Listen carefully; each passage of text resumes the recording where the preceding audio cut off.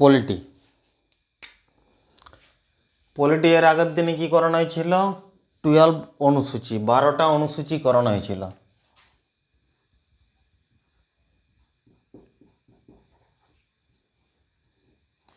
ভারতীয় সংবিধানের আগের দিনে কি বলা হয়েছিল? ভাগ কতগুলো? না, ভারতীয় সংবিধানের ভাগ হচ্ছে ভাগ 22টা ভাগ। 22টা ভাগ। ধারা কতগুলো বলেছিলাম? ধারা কতগুলো বলেছিলাম? 395টা ধারা। ABCD করে 452টা পেরিয়ে গেছে, 452 পেরিয়ে গেছে ABCD করে, কিন্তু অরিজিনাল 355টা। এর থেকে আরও বেড়ে বেড়ে ABCD করে 452-র উপরে চলে গেছে, 465-র কাছাকাছি। তো ভাগ 22টা। আর অনুসূচি কতগুলো বলেছিলাম?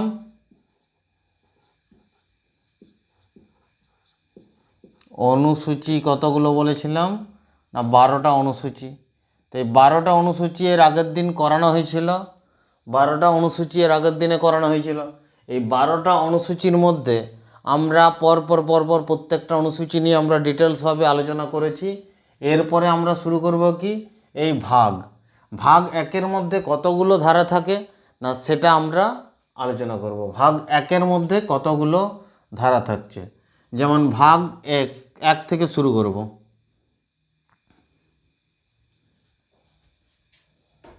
ভাগ 1 থেকে শুরু করব।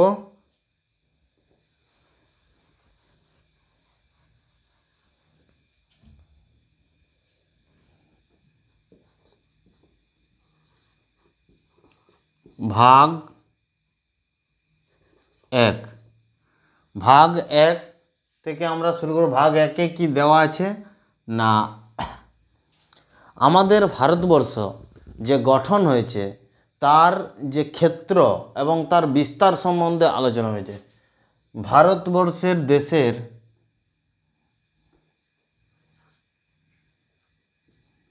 ভারতের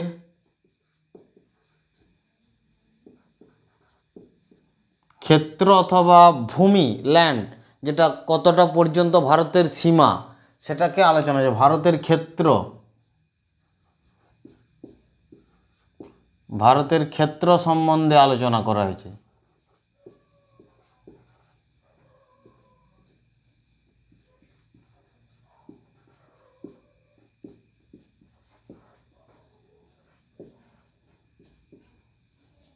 ভারতের ক্ষেত্র সম্বন্ধে বলা আছে।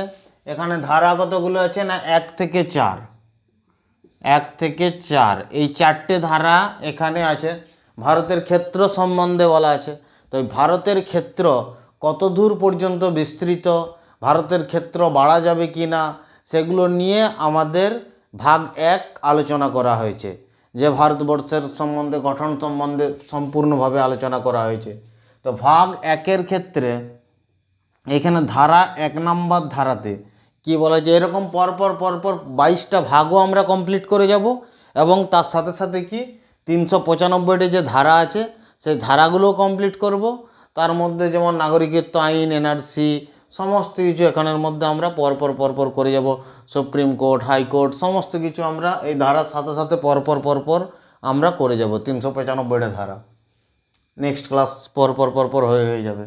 তো ভাগ 1-এ আমাদের কি বলেছে না, ভারত একটা রাজ্যের সংঘ অথবা ইউনিয়ন। ভারত হচ্ছে আমাদের কি একটা রাজ্যের ইউনিয়ন, অনেকগুলো রাজ্য মিলে আমাদের ভারতবর্ষ গঠিত হয়েছে। ভারত কি বলেছে না, ভারত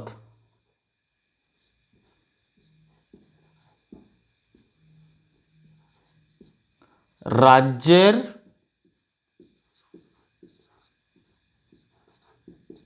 সংঘ অথবা ইউনিয়ন বলতো, রাজ্যের ইউনিয়ন। রাজ্যের ইউনিয়ন, ইউনিয়ন মানে সংঘ, ফেডারেশন, কনফেডারেশন। ভারত রাজ্যের ইউনিয়ন 1 নম্বর ধারাতে বলা আছে কি ভারত রাজ্যের ইউনিয়ন। ইউনিয়নটা কি জিনিস? ইউনিয়ন হলো কি না, ভারতবর্ষের যেমন একটা ইউনিয়ন আছে সেরকম ভারতবর্ষের সঙ্গে যদি কোনো রাজ্য যদি ভারতবর্ষের সঙ্গে একবার মিশে যায় সেটা আর সেটাকে ছাড়বে না। যতদিন পর্যন্ত ভারতবর্ষ থাকবে ততদিন সেই রাজ্যকে ভারতের সঙ্গেই থাকতে হবে। এটাই হচ্ছে ইউনিয়ন। তো সেম কন্ডিশন, যেমন ভারত হচ্ছে আমাদের রাজ্যের কি ইউনিয়ন, তো ইউনিয়ন হচ্ছে কোনো মতেই সেটা ছাড়বে না। যতদিন ভারত থাকবে ততদিন সেই রাজ্য ভারতের সঙ্গে থাকতে হবে।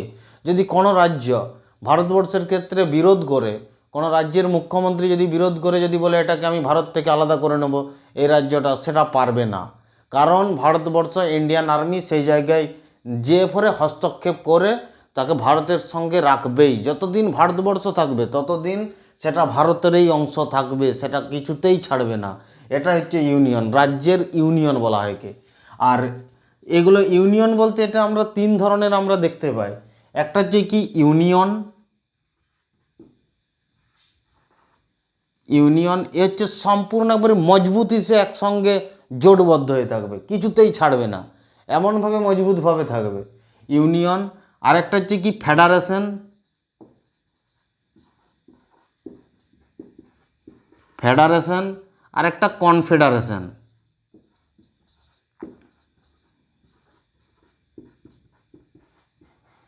একটা হচ্ছে ইউনিয়ন, ফেডারেশন, কনফেডারেশন। ইউনিয়নের মধ্যে যেমন এটা আমরা বোঝা গেল ইউনিয়ন কি। ফেডারেশন বলতে কি, ফেডারেশন বলতে কোনো জায়গায় যদি আমরা চুক্তি করি, কোনো একটা চুক্তি স্বাক্ষরের মাধ্যমে আমরা যদি কোনো দেশ একটা দেশের সঙ্গে জড়িত থাকে, সেগুলো হচ্ছে কি ফেডারেশন। যে আমরা এই চুক্তির মাধ্যমে থাকলাম, সেই চুক্তি ছেড়ে গেল, সেটা আলাদা হয়ে যেতে পারে। যেমন রাশিয়া 15টা দেশে যেমন ভেঙেছিল সোভিয়েত সংঘ, সোভিয়েত সংঘ থেকে ভেঙেছিল, যেমন রাশিয়াতে এখন আছে 15টা দেশ ভেঙেছিল সোভিয়েত সংঘ। তো এই সোভিয়েত সংঘ যেগুলো ছিল, যে দেশগুলো ছিল, তাদের মধ্যে কিসে ছিল না ফেডারেশন মাধ্যমে, একটা স্বাক্ষর, চুক্তি স্বাক্ষরের মাধ্যমে ছিল, যার কারণে সেটা তাদের ভেঙেছে। মানে কি ফেডারেশনের মাধ্যমে ছিল, তাদের চুক্তির মাধ্যমে, যার কারণে সোভিয়েত সংঘ ছিল কি ফেডারেশনের মাধ্যমে।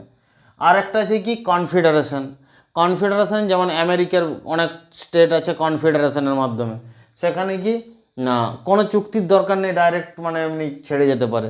যেমন আমাদের SAARC, South Asia association regional cooperation, সার্কের মধ্যে যে দেশগুলো 8টা দেশ আছে, এই 8টা দেশ কি কনফেডারেশনের মাধ্যমে আমরা একে অপরের সঙ্গে আছি।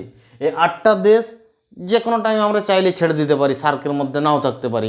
আসিয়ানের মধ্যে যে দেশগুলো আছে চাইলে থাকতে পারি, না থাকলে না থাকতে পারি। G7-এর মধ্যে যে দেশগুলো আছে, G20-র মধ্যে যে দেশগুলো আছে, ব্রিক্স সম্মেলনের মধ্যে যে দেশগুলো আছে, এগুলো কি কনফেডারেশন। আমার ইচ্ছা রইলো ব্রিক্স সম্মেলনে থাকতে পারি, নাও থাকতে পারি। আমার G7-এ থাকতে পারি, নাও থাকতে পারি। এগুলো কি কনফেডারেশনের মাধ্যমে থাকে, কনফেডারেশনের মাধ্যমে। তো এগুলো আর ফেডারেশনের বলতে রাশিয়া সোভিয়েত সংঘ, যেমন সোভিয়েত সংঘ 15টা দেশের ভেঙেছিল, যেমন রাশিয়া ছিল, তারপরে Kazakhstan, Kyrgyzstan, Tajikistan, Turkmenistan, Uzbekistan, Georgia, Armenia, Azerbaijan, Moldova, Ukraine, Belarus ছিল, আর এস্টোনিয়া, লাতিভিয়া, লিথুয়ানিয়া, এস্টোনিয়া, লাতিভিয়া, লিথুয়ানিয়া, আর রুশ নিজে ছিল। এই যে 15টা দেশে ভেঙেছিল কে না রাশিয়া। এগুলো কিসের মধ্যে যুক্ত ছিল, ফেডারেশনের মাধ্যমে যুক্ত ছিল।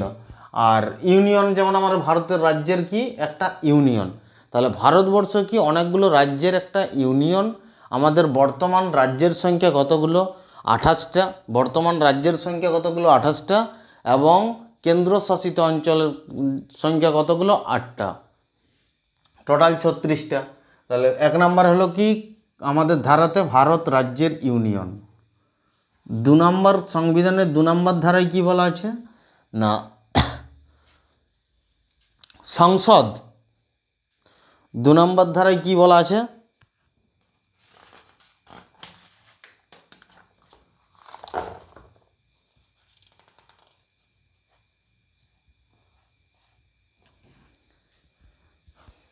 এরপরে 2 নম্বর ধারায় কি বলা আছে না সংসদ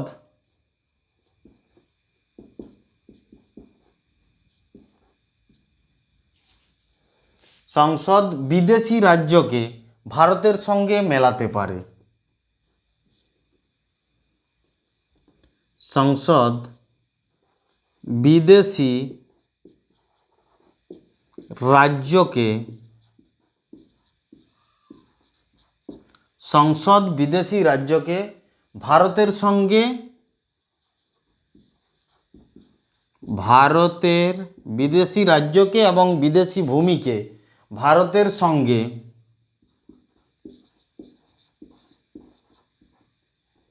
মেলাতে পারে অথবা জুড়তে পারে, মেলাতে পারে। ভারত বিদেশি রাজ্যকে এবং বিদেশি ভূমিকে ভারতের সঙ্গে মেলাতে পারে।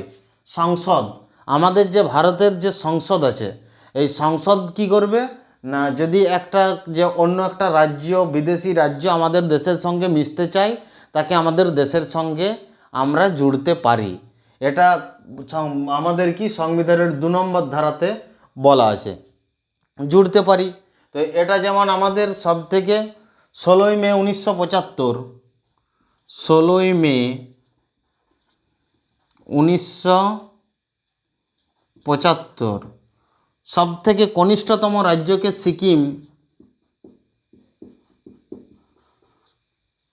সিকিমকে জোড়া হয়েছিল 16ই মে 1975। কিন্তু সিকিম আমাদের 1974 সালে জুড়ে গিয়েছিল কি হিসাবে না, ফেডারেশন হিসাবে জুড়েছিল। ফেডারেশন হিসাবে হঠাৎ করে সিকিম কখন জুড়লো না,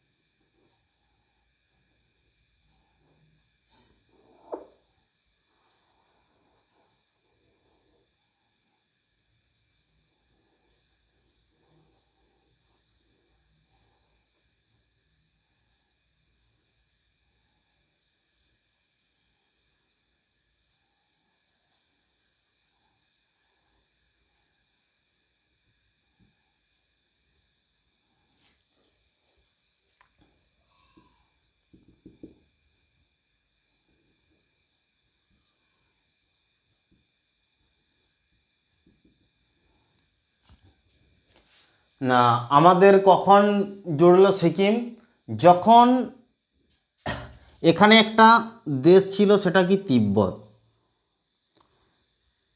1959 সালে যখন তিব্বতের উপর চায়না আক্রমণ করে তিব্বতকে এখানে কবজায় চীন নিজের কবজায় করে নিল। এখানে চায়না নিজের কবজায় যখন চীন করে নিল তিব্বতকে, সেই মুহূর্তে করলো কি না, চায়না করেছিল কি, চায়না নিজের দেশের মধ্যে, এই পুরো দেশের মধ্যে এখানে যারা মেইন জনগণ ছিল তাদেরকে তুলে নিয়ে যে হান চায়না, তারপরে সিনজিয়াং, এই জায়গাগুলোতে চারিদিকে লোকগুলোকে শিফট করে দিতে শুরু করলো এবং এখানে চায়নার বাসিন্দা এখানে শিফট করতে শুরু করলো। তাতে কি, যাতে কোনো রকম এখানে বিদ্রোহ শুরু না করতে পারে, লোকগুলোর উপর যথেষ্ট একটা অত্যাচার শুরু করে দিল। সেই ভয় পেয়ে সিকিম করলো কি, দেখছে কি সিকিমে চায়নার নজর পড়েছে সিকিমের ওপর, তারপর সিকিম দেখছে চায়নার যদি আমাদেরকে কবজা করে, আমাদেরকেও নিজেদের বাড়ির ফ্যামিলির লোককে দূরে দূরে দূরে দূরে বিভিন্ন জায়গায় শিফট করে দেবে, তাদের উপর একটা অত্যাচার চালাবে। সেই কারণে সিকিম করলো কি না, ভারতের সঙ্গে বললো যে আমাদেরকে ভারতের সঙ্গে আমাদেরকে থাকতে হবে। যখনই ভারতের সঙ্গে চুক্তি করলো, ভারতও বললো কি আমাদের সঙ্গে মিশে যাও। তো এখানে 1974 সালে ফেডারেশন হিসাবে আমাদের ভারতের সঙ্গে মিশেছে। ভারতও বলেছিল কি না, তোমরা আমাদের সঙ্গে এসে দেখো, আমাদের কালচার দেখো, যদি অ্যাডজাস্ট হয় পরবর্তীকালে মিশে যাবে, আজকেই বলছি না মিশে যাও। তো ভারতের এই প্রপোজাল অ্যাকসেপ্ট করে সিকিম করলো কি 1974 সালে ভারতের সঙ্গে ফেডারেশন হিসাবে একটা চুক্তির মাধ্যমে মিশেছিল। তো এই ভারতের সঙ্গে মেলামেশা করে চারিদিকেই সিকিম বিভিন্ন দিকে মানুষের সঙ্গে চারিদিকে মেলামেশা করে ভারতের কালচারের সঙ্গে অনেকটা অ্যাডজাস্ট করেছে। যতই হোক সিকিমে বৌদ্ধ ধর্মের সংখ্যা সব থেকে বেশি আছে। তো সিকিমের একটা অ্যাডজাস্টমেন্ট ভারতের সঙ্গে হয়ে গেল। তারপরে 16ই মে 1975 সালে সিকিম ভারত একটা পূর্ণ রাজ্যের মর্যাদা পেয়ে গেল, মানে ভারতবর্ষের একটা পূর্ণ রাজ্য। এ একবারই পুরো ইউনিয়নে জুড়ে গেল। কি হয়ে গেল না, ইউনিয়ন হয়ে গেল ভারতের সঙ্গে। সিকিম একবার জুড়ে গেল, ফেডারেশন থেকে কি হয়ে গেল, ইউনিয়ন। তো 16ই মে 1975 ভারতকে আমাদেরকে সংসদ একে জুড়েছে।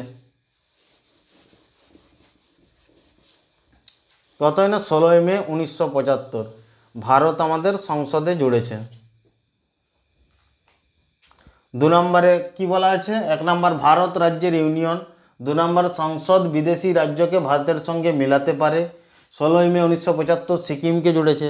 পরবর্তীকালে অখণ্ড ভারত যখন নির্মাণ হবে, অখণ্ড ভারতের জন্য কি এই 2 নম্বর আমাদের ধারা ভারতীয় সংবিধানের কাজে লাগবে। অখণ্ড ভারতের নকশা পুরো দেখা আছে। অখণ্ড ভারতের তিব্বত আসবে, তার মধ্যে নেপাল, ভুটান। অবশ্য ভুটানের পুরো সেনার দায়িত্ব এখন ইন্ডিয়ান আর্মিই সম্পূর্ণ কন্ট্রোল করে। চলে আসবে লাহোর কোনো দিন, কাবুল, পাকিস্তান, আফগানিস্তান সব মিশে যাবে ভারতের সঙ্গে, অখণ্ড ভারত তৈরি হবে। 3 নম্বর, অখণ্ড ভারত তৈরির জন্য কোন ধারা আমাদের কাজে লাগবে না, সংসদ বিদেশি রাজ্য ভারতের সঙ্গে মেলাতে পারে 2 নম্বর ধারা ভারতীয় সংবিধানের ভাগ 1-এর 2 নম্বর ধারা। 3 নম্বর ধারায় কি বলা আছে না, 3 নম্বর ধারায় সংসদ যদি সংসদ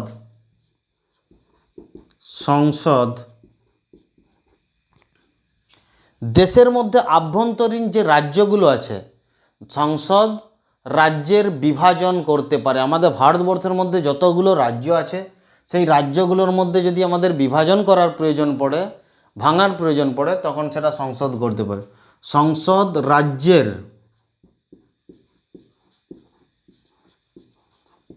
বিভাজন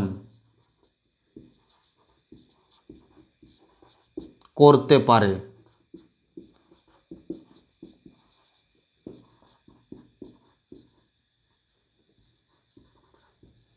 সংসদ কি রাজ্যের বিভাজন করতে পারে। আমাদের ভারতবর্ষের যে রাজ্যগুলো আছে তার বিভাজন কে করতে পারে, সংসদ করতে পারে। আর্টিকেল নাম্বার কিসে 3, কোনো জায়গায় প্রয়োজন পড়লো, যদি আমাদের পশ্চিমবঙ্গকে সংসদ যদি চায় যে পশ্চিমবঙ্গকে 2টো রাজ্য করে দেবো, যে আমাদের যেমন একটা উত্তরবঙ্গ যেমন আলাদা রাজ্যের দাবি উঠিছে, তো উত্তরবঙ্গের জন্য একটা আলাদা রাজ্য করে দিল। দক্ষিণবঙ্গে যেমন রয়েছে এরকম একটা রাজ্য, যে এই ঝাড়গ্রাম যেমন এটা একটা জেলার মধ্যে আছে।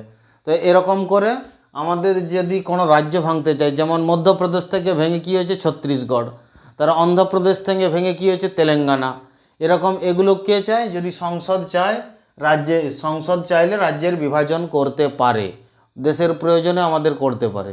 আবার কি 2 নম্বরে কি বলেছে, বিদেশি কোনো রাজ্যকে দেশের সঙ্গে মিলাতে পারে। 3 নম্বরে দেশীয় রাজ্যকে আবার বিভাজন করতে পারে, মানে আলাদা আলাদা টুকরো টুকরো রাজ্যের সংখ্যা বাড়াতে পারে। কে পারে, সেটা সংসদ। সংসদ কি পারে, রাজ্যের বিভাজন করতে পারে। 3 নম্বরে দেওয়া আছে। 4 নম্বরে,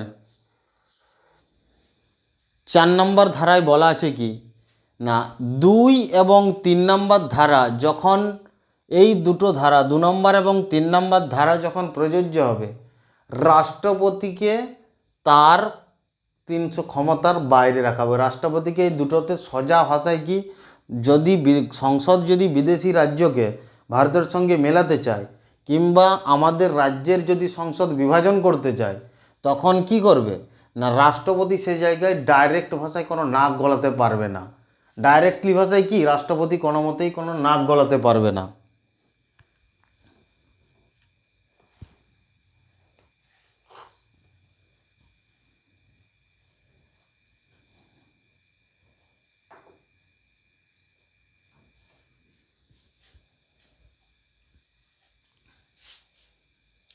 সংসদ রাজ্যের বিভাজন করতে পারে 3 নম্বর ধারায়। 4 নম্বর ধারায় কি না, 2 এবং 3 নম্বর ধারা, 2 এবং 3 ধারা যখন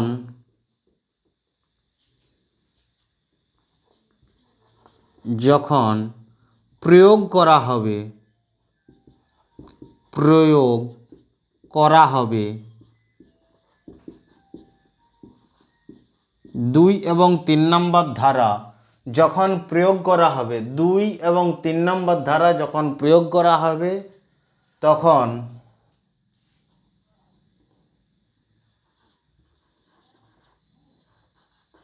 তখন রাষ্ট্রপতির ক্ষমতা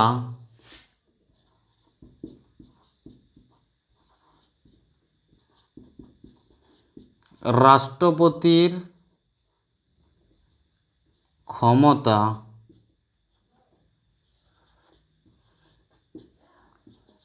368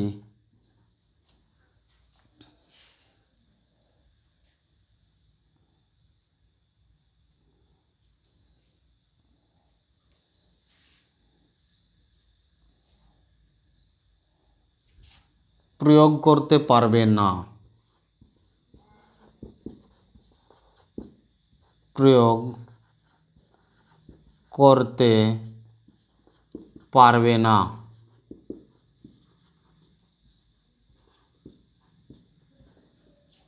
2 এবং 3 নম্বর ধারা যখন 2 নম্বর ধারা এবং 3 নম্বর ধারা যখন প্রয়োগ করা হবে তখন রাষ্ট্রপতির ক্ষমতা 368 প্রয়োগ করতে পারবে না।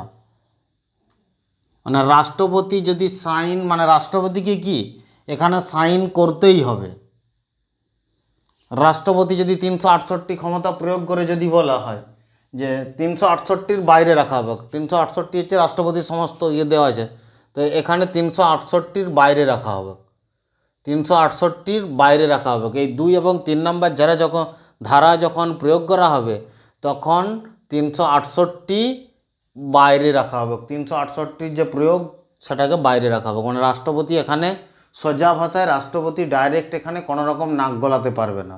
2 নম্বর এবং 3 নম্বরের জায়গায় ভারতীয় সংবিধানে ভাগ 1-এ স্পষ্ট লেখা আছে, যদি কোনো বিদেশি রাজ্যকে ভারতের সঙ্গে মেলায় কিংবা কোনো রাজ্যের যদি বিভাজন করে সংসদ, তখন এখানে রাষ্ট্রপতি ডাইরেক্ট এখানে বাধা দিতে পারবে না। ডাইরেক্ট বলা আছে, এখানে কোনো রকম বাধা দিতে পারবে না। রাষ্ট্রপতি আসবে, বিল পাস করা হয়েছে আগে থেকেই, মানে একটা ইনফর্ম থাকবে, সেই ইনফর্ম অনুযায়ী যে এই বিল আসছে এই রাজ্যকে ভারতের সঙ্গে মেলানো হবে, তো এই জন্য শুধু সাইন করার জন্য রেডি থাকুন। রাষ্ট্রপতি সাইন করার জন্য রেডি থাকবে, আর যদি না করে তখন মহাভিয়োগ নিয়ে এসে রাষ্ট্রপতিকে হাঁটিয়ে দেওয়া হবে। রাষ্ট্রপতি তখন নিজের পদে, কেউ এত বোকা রাষ্ট্রপতি তার হয় না, সে এরকম জায়গায় কোনো রকম বিবাদও তৈরি করবে না, সে জায়গায় সুন্দর সে সাইন করে দেবে।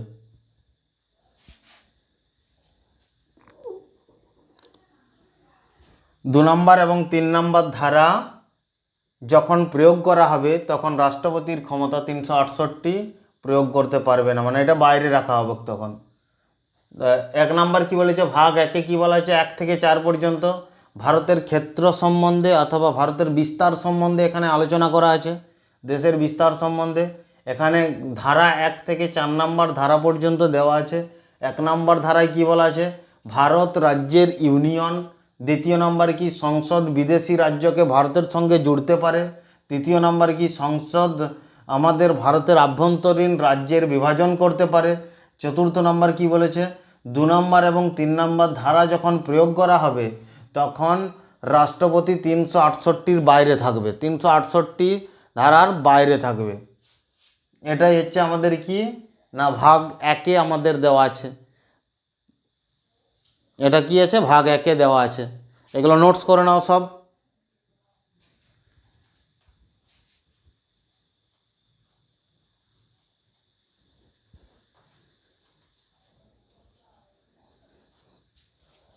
লেখা হয়ে গেছে?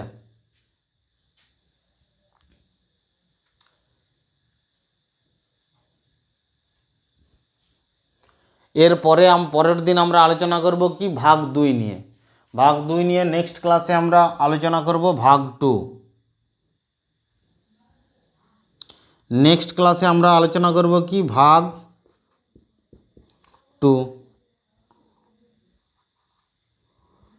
ভাগ 2-এ কত থেকে কত পর্যন্ত আছে, 5 থেকে 11 পর্যন্ত। ভাগ 2 5 থেকে 11 পর্যন্ত আছে। পরের ক্লাসে আমরা আলোচনা করব।